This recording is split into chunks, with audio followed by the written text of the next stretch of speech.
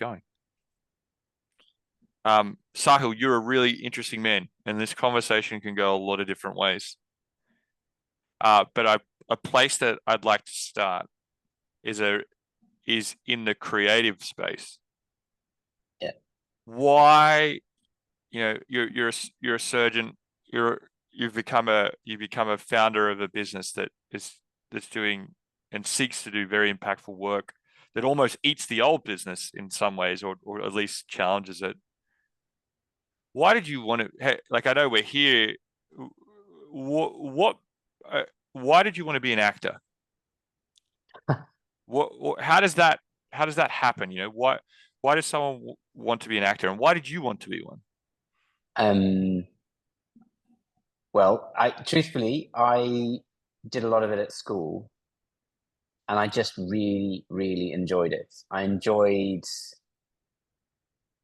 delving into a character, or I enjoyed the whole process of bringing something together to put like the show on, in the sense that you've got to, everyone's got to work together to bring something really good to an audience. And I just enjoyed that a lot.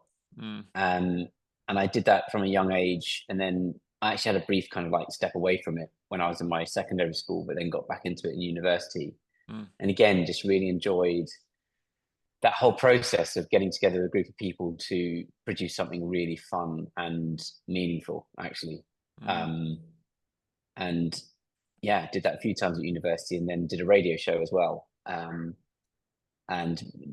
those moments were some of the best of my life, actually. That real highlights.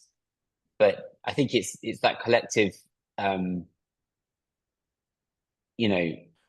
working together to produce something really, really quite special.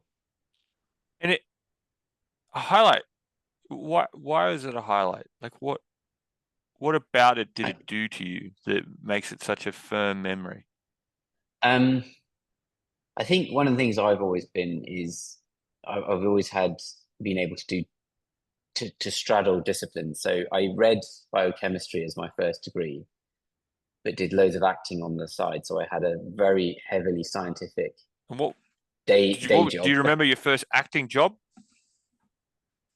Yes, I played the first knight in a little play called The Wise. It was all about the death of Thomas Canterbury. What's his name? And yeah, it was Oliver, like the Oliver Cromwell type thing. And I played the first knight, and it was great fun. And then I remember the next one I did was a play called The Wise Fool, and this was all when I was like 8 or 9. So and I played the chef in The Wise Fool. So I remember everything that I've done. These are things that I don't forget. But yeah, I mean, I think at university, as I say, I had a very scientific day job, and then my release was very much going and doing the acting, and I just really, really enjoyed it. And I just, it wasn't escapism per se. It was just the chance to really explore and be creative. It really fueled that side of that was not. Although science was really creative when you have to think about how you do experiments and things like that, but it's very different, it's much drier. So yeah. And did you find that you were naturally good at it? Like, were you good at it? Yeah, I was. Like, I got a few leads. I've always been quite good at accents and voices. So yeah, I was quite good at it. Yeah. And why did you think you were quite good at it so quickly? Why did you take to it so quickly? I think genuinely it's because I enjoyed it so much. Right. It just didn't feel like I was doing something. It wasn't so much effort. It was more, it just was nourishing, and I enjoyed that feeling of feeling, it's weird, isn't it? When you really enjoy something, it just doesn't feel like there's any effort involved. And that's how I felt in those moments. And what makes a great actor, do you think? I think it's someone who can really scratch the surface of that character that they're trying to portray and really like assimilate everything that they see and know about that character, either through reading or, studying that kind of person that you're trying to emulate. And I just think that's super interesting to be able to really open the bonnet of someone, a character's character, and really take everything that you see inside and put it into yourself so you Mm. can portray that. I think that's what makes a good actor. And And there's and why do you think you were given those gifts then?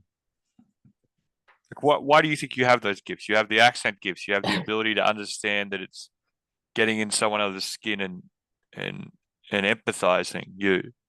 Like, why do you think you were given all of these gifts at in a very quick amount of time? um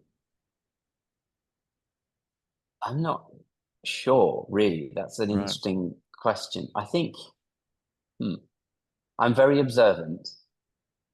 So, right. I watch people So and observe yourself for a second. yeah, You've been given all of these gifts that are like people their whole life try to earn some of these gifts. Like yeah, I found accents pretty easy. I could assume like a chameleon. I could become something that I'm not, and you know, it didn't take hold of me. I found it nourishing. Like that's I think one of the biggest inflection points of actors is when they learn to do it. How do they get out of the role? You know, some could yeah, argue that Heath Ledger couldn't get out of the role. Once he got into it, but you found it nourishing. And I'm not yeah. saying that you're at the precipice, but I believe you when you say you got the skills from it and you got it quickly. So Mm. why like observing yourself? Well, why do you think you were given the gift? I think this is what this is trying to lead to, isn't it? Like I, Yeah, I'm, I think maybe it was because it's led to this moment and right. this moment of running a cast, of my team in my startup, and someone has to present, someone has to be on stage, someone has to, you know, quell their nerves and make people believe. Right. And, Yeah. you Wow. know, Yeah. Okay. That line in particular, you want people to believe, which is yeah, what an actor has to achieve that they're believable, right? Right. Okay. yeah, And the industry that you're dealing with, not just your team, is it an industry that likes to believe in new things? no. Right. Although that's not well, So yeah, let's get into this. What have you yeah, found out about, going, you're this actor, you're a really smart young man, and then you decide to be a surgeon, and then a part of being a surgeon, you're a doctor in the yeah, healthcare system. It's all part of the journey. What did you yeah. find out about those people and that system? Yeah. First of all, why did you do that before we get to what, you know, Do medicine. yeah, why did you go from being, you probably could have done whatever you wanted, but why medicine after understanding what creativity is? Am I Yeah. missing something? Like I think no, I think I always had an inherent kind of my grandparents were doctors. right. Um, but And I did also you had admire them? this I did, yeah. Yeah, for Yeah. sure. What was it you Um, admired about them as doctors? I think it's my grandmother in particular, she had this amazing knowledge of anatomy, and I Really? liked that. Yeah, she was a radiologist. She overcame quite a lot. She was an Indian lady, always wore a sari. Um, Hmm. was a surgeon in India. Was married to my grandfather, who was also a surgeon. She was also one of the first female neurosurgeons in India. But then divorced my grandfather, came over here to the UK, and was told in the 1960s by a room full of white men with long white beards, there's no place for an Indian woman in surgery in the UK. So she went into radiology, but she always had that amazing knowledge of anatomy. And I've always had a thing about anatomy. I love detail and, you know, And is um, that So is that situation that you just described, that injustice that happened to a neurosurgeon in your family, is that where you get this drive that you don't like the injustice of the system sometimes? I think it Is might that be. where it was born? Yeah. Yeah, I think it might be subconsciously. Yes. Hmm. What is She it? she did. What does that teach you about your grandma? She like goes from being a neurosurgeon to being a radiographer and still sounds like she appreciates the work, like in a simple sense. Yeah, I mean, she used all of her surgical knowledge to really smash it as a radiologist and set up, the big radiology networks in the UK, well, in the south of England. Um, Oh, yeah, and it's funny, I posted about her recently on International Women's Day, and it's the first time I've ever done that because she happened to turn up. She would have been 100 this week, that week actually. But yeah, subconsciously, I think it might have been actually why. well, I couldn't have done what you did. I'm just going to say that.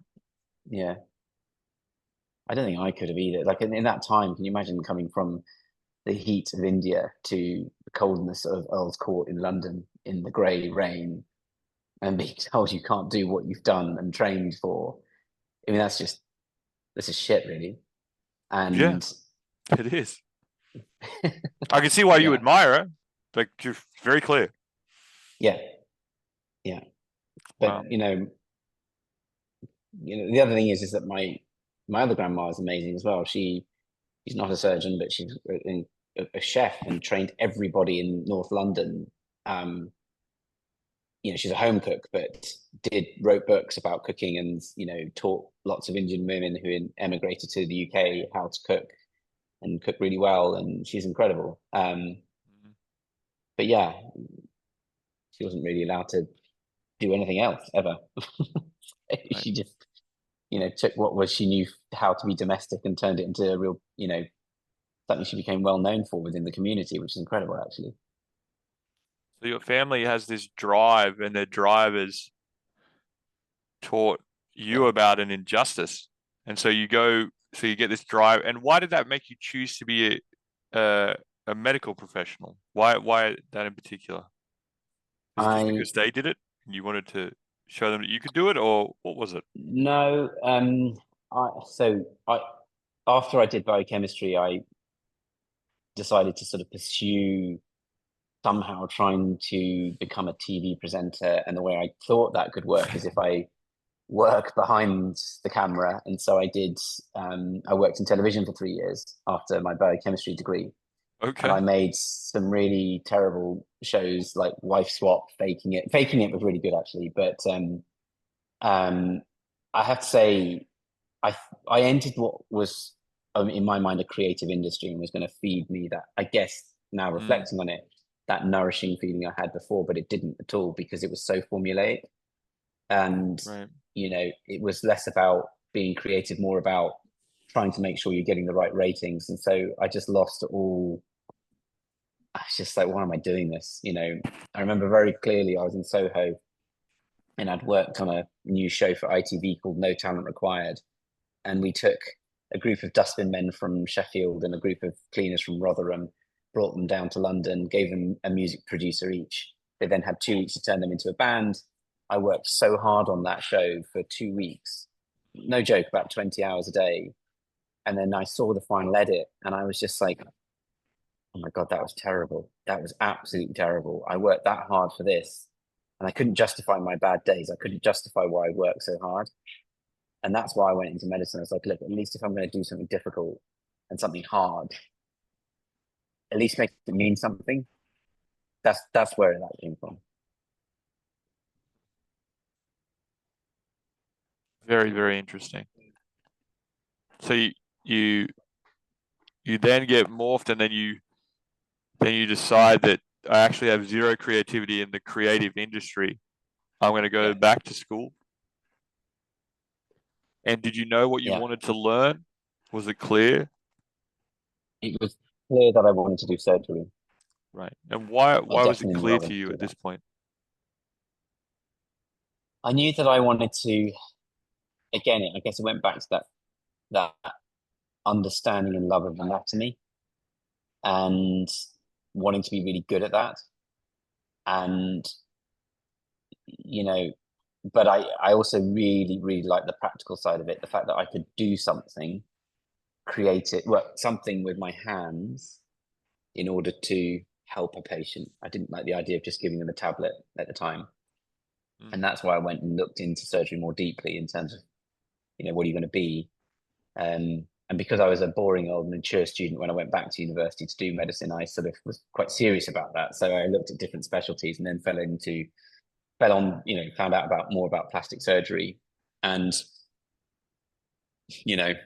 I like the fine detailed work. I like the fact you can really change the way they feel about themselves through your operation.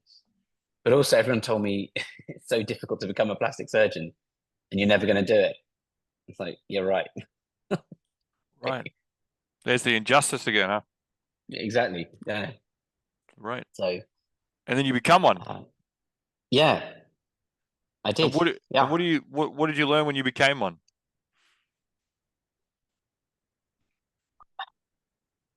I learned that, well,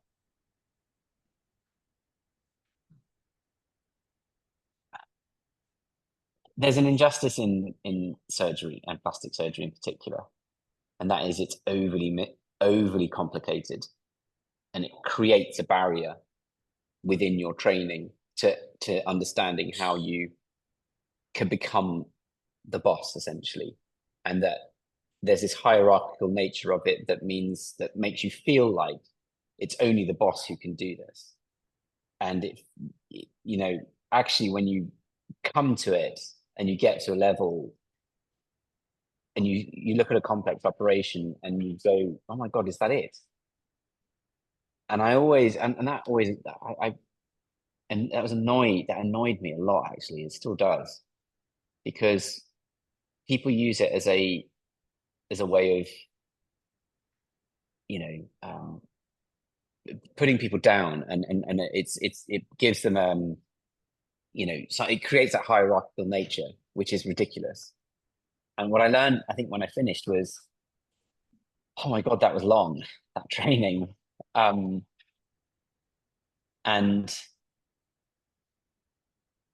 I think I reflected a lot and thought, God, it didn't need to be all like that, actually. It really didn't. Why is it that long? Like why is I it think, why does this hierarchical system where the big gap between the apprentice and the expert exists? Well, the perceived gap as you think it is. You think it's a perceived gap from yeah, why I is it? think, Is it monetary? Is it yeah, there's a protectionism, there's an okay? ego, and there is a kind of power thing as well. Um,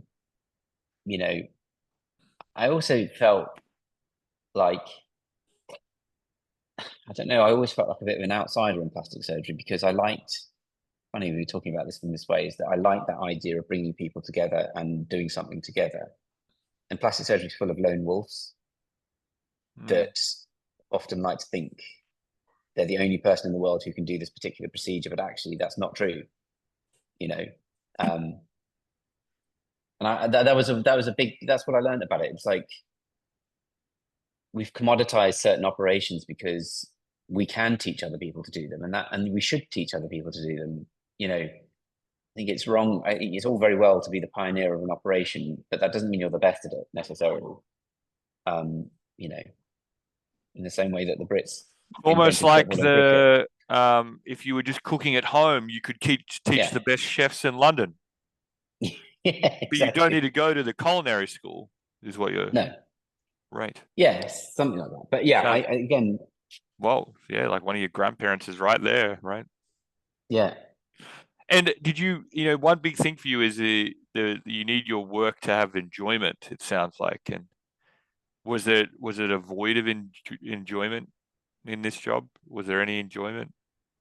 Was it a Which cold plastic surgery? It sounds like it's cold and lonely. It doesn't sound like there was much enjoyment. um, that's a yeah. I look back on the years that I did. I made some really, really great friends and colleagues, and there were some rotations that I did that were unbelievable, that really stretched my mind. There was one in particular. There were a few, but you know, there's one surgeon in particular who created a special device that helps with pinning ears back. It was called the ear fold. And Norbert Kang was that surgeon I worked with, and he fed me that creative need I Right. had. He challenged every dogma. He said, okay, you say it's like that, prove it. Why? Tell me why. And I loved that approach. He's Right. rubbed a lot of people up the wrong way. Right. So,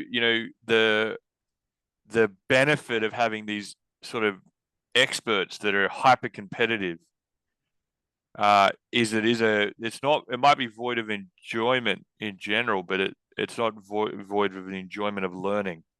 Like No, they could really push you. And did that yeah. interaction with that guy surprise you? Did it surprise you that he was that way with you? Um, no, I think actively sought him out actually because of what I knew of him. Okay. And I think I needed to have that. Um, I needed it. Just needed it because Right. I had been lacking for so long. And then I did move on to, you rotate every like 6 months or something. And then I moved on to another firm. Mhm. I won't mention any names now, but the main guy that I worked with was incredible. I mean, he was a good guy. He was super interested in training people and really getting you to up your game. Different approach, didn't have that kind of creativity approach, but was very much about, I'm empowering you to do your operation. And the other guy I worked with was completely the opposite. Power, you know, putting people down, screaming at everybody. And I believe all that came from was an insecurity that he had. He had to prove to everyone else that he was the best, but it's just like, this isn't like, Right. who are you trying to prove this to? Yeah. Anyway, The winners and losers of a high competency hierarchy, right? You can still be at the yeah, top of it and still think you're at the bottom. yeah, Right. Okay. yeah, Or you can raise others up from the bottom if you're at the top. You know, so you go through this, and the healthcare industry is this industry that doesn't care about its customers. I'm an outsider. It doesn't care about its customers. You're saying it's not really that complex, and we're paying these exorbitant fees to change it. And you're also you come from this history of they're not really that fair to themselves either.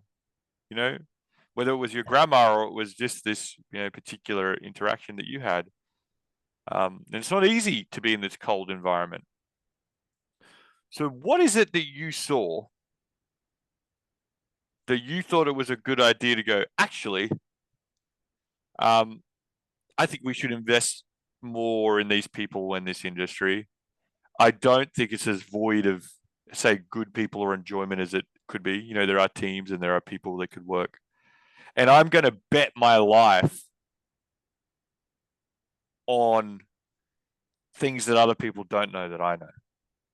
What are we missing? Because you just painted a pretty sad picture. On one hand, they haven't let a neurosurgeon who's probably an expert in a real difficult environment with less resources practice. That's the start of the family's journey in some sense. And same thing then happens to the chef, right? mm, It happens to you, and then yeah, you play the cards right, and you get into the TV company. You work out that actually you can do it with your hands tied behind your back, and there's just formula. There's a formula, and it's just probably propaganda more than creativity. It's like a formula of producing an impact and a result. And then you take that experience and you go into healthcare and you become a surgeon, which is like the pinnacle of healthcare for people that are in it. In some ways, like it's the hardest, one of the hardest guilds to join.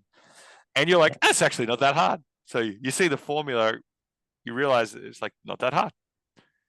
And then you see these odd characters that are doing things that you probably didn't expect when you realize it wasn't that hard. They create inventions, yeah, or they push for you to be a better version of yourself. So yeah. what is it that we're missing?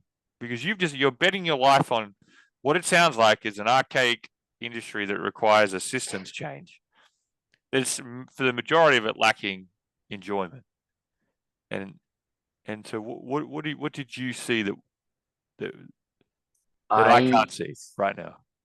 so what I saw was these like oddballs who are doing exactly what you just described, who are creating and inventing and making things a Right. bit better.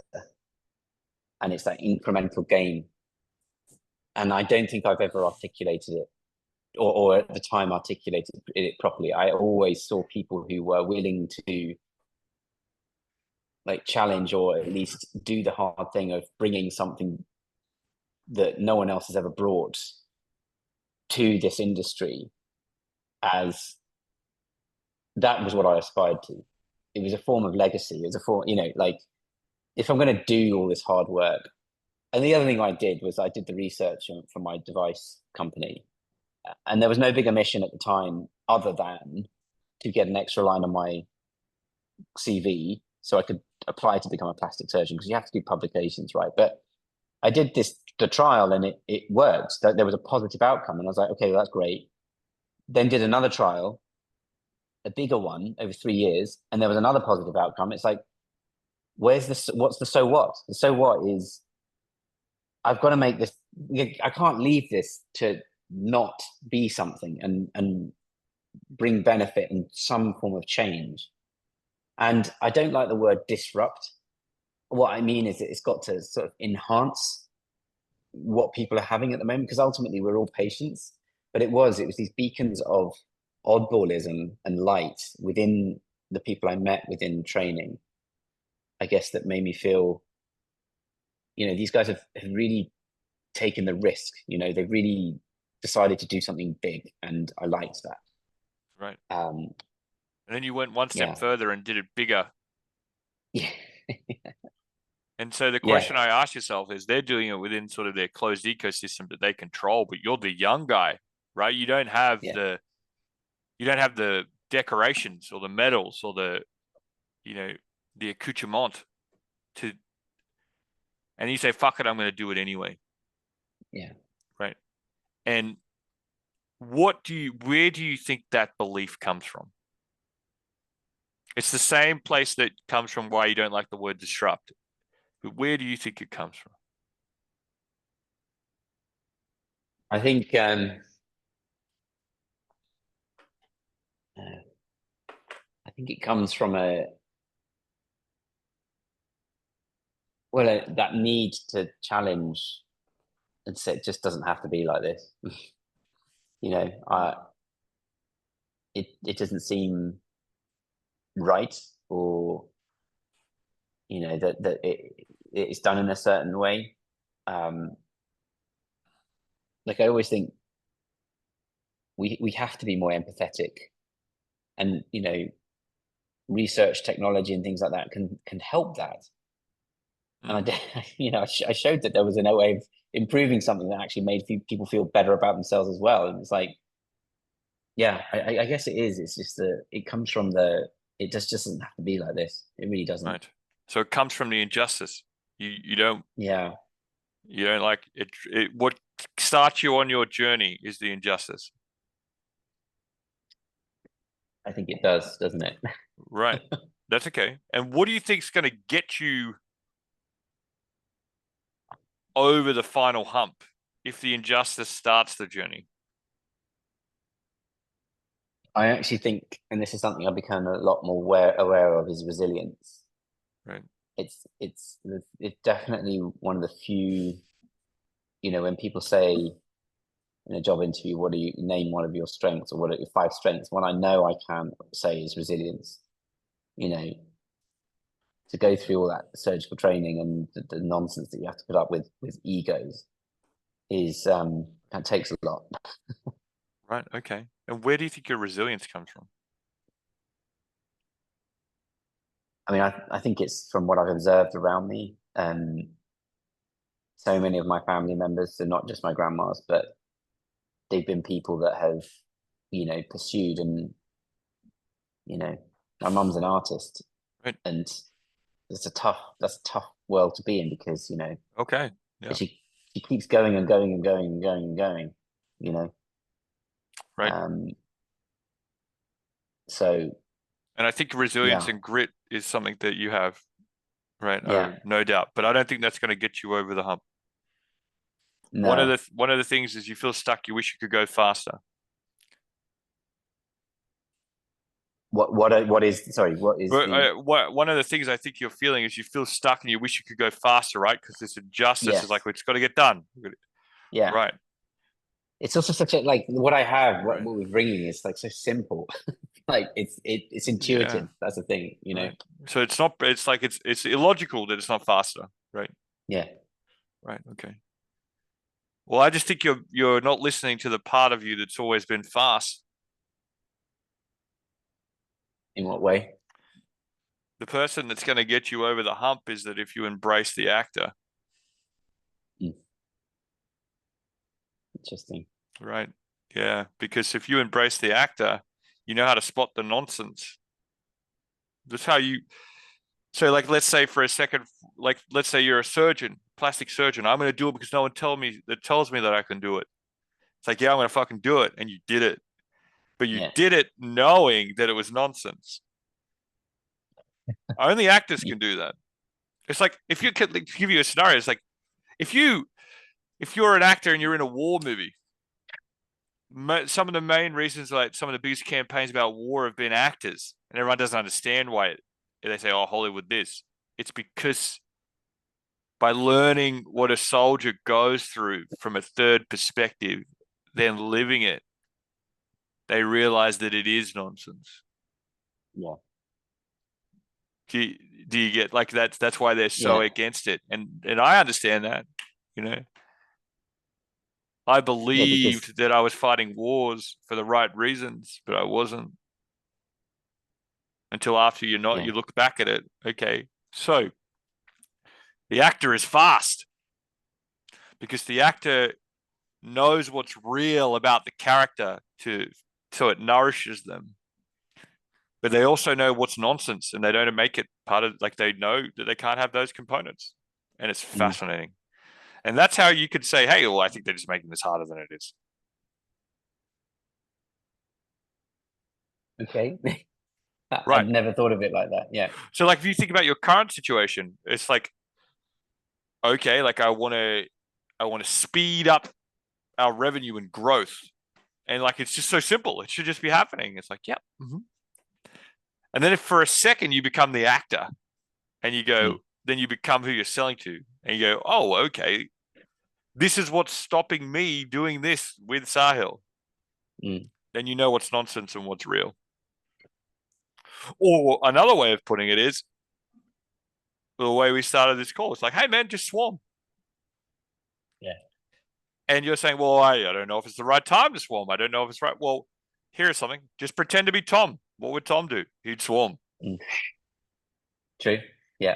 Right. So do I Yeah. need to have Tom's background, success, credibility? Or is what Tom really saying is talk to everyone that you can at the company because that's actually the right thing to do to figure out how to help them? Because you don't Yeah. need to know any skills to do that. You just need to do it. Yeah. And to me, it's like, hey man, you're not allowing the actor to nourish what you're doing and to get that enjoyment. It's like, go pretend.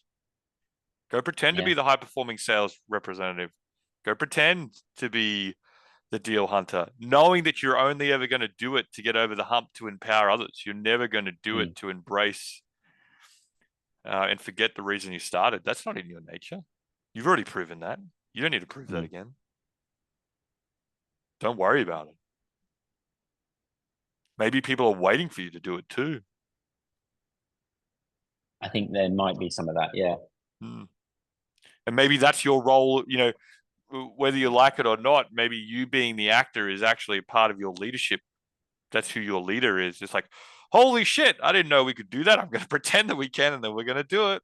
But hey, Mm, don't worry. I'm really good at it. Like, you know, I became a really yeah. good plastic surgeon by pretending I was a really good one. And then I became one quickly. That doesn't mean I didn't do the hard yards of learning, but I did it with that frame, you know, and I understood what made the great ones great. You know, you just mentioned all these three different guys or girls. They were all great, but they were all different. You know, you had the inventor. You understood that you could be an inventor and be great. You had the team empowerer, the uplifter, and you had the tyrant. Yeah. All of them were great. So you were like, oh, it's part of your process, man.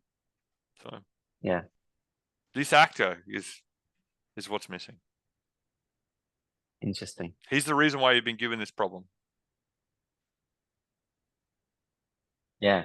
Because only an actor could convince a whole industry that they could be more human. Yeah. That doesn't change. That's never changed. That's always been about top-down pressure. Mm. And what you've realized is that there's a lot of people in that industry that don't want that anymore. Yeah. Yeah, it's true. And it's funny, I look at my colleagues and my friends, and I could totally understand their feelings, but I don't, yeah, Mm, I yeah. don't want that to be me ultimately, Yeah, you know that's also a bit of an injustice too. Mm, But don't look backwards because we don't. Everyone else is looking backwards. You've got to be like, what's forward? What's the next part I need to play? yeah, And right now, the part is the counterpart. Never been one. yeah, Don't know how to do it. But hey, what Tom's saying isn't really crazy. It sort of makes a lot of sense, yeah, and I can do it. So what's stopping me from doing it? And I think it's really simple. The actor is the one that gets you over the hump. It's like I'm going to be pretend I'm the best, and then I will learn to be the best, and then it will nourish me. yeah. I think that's why this is your problem. Where are you ever Mm. going to meet a plastic surgeon that wanted to be an actor or use acting to become a faster plastic surgeon?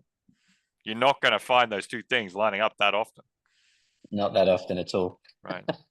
And that injustice level that your family experienced, another way of looking at it is